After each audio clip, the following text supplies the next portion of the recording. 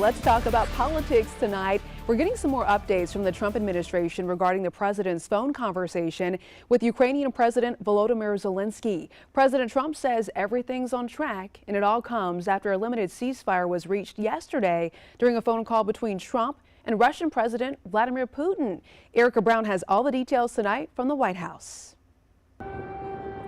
Sirens wailed over the skyline in Kyiv as Russian strikes on the Ukrainian capital continued. Ukrainian President Volodymyr Zelenskyy asked President Trump for help stopping the attacks during a one-hour phone call Wednesday morning. President Zelenskyy asked for additional air defense systems to protect his civilians, particularly Patriot missile systems, and President Trump agreed to work with him to find what was available, particularly in Europe. Trump and Zelenskyy discussed the possibility of a full ceasefire, and they agreed to send technical teams to Saudi Arabia next week to work on the details of a potential truce. That full-on ceasefire has a lot to do with this 2,000-kilometer line that where the Ukrainians are lined up against the Russians. It's complicated.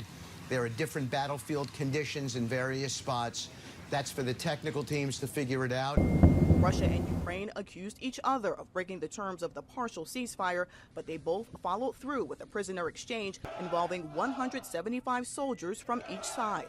A federal judge has now given the Trump administration until Thursday to explain why they allegedly ignored a judge's ruling to turn around flights deporting Venezuelan migrants to a prison in El Salvador. The judge in this case is essentially trying to say that the president doesn't have the executive authority to deport foreign terrorists from our American soil. Trump invoked the Alien Enemies Act, a wartime law allowing the deportations of people from an enemy nation without due process protections. The administration claims without offering evidence that the migrants on the flight were gang members and terrorists. Erica Brown, CBS News, the White House.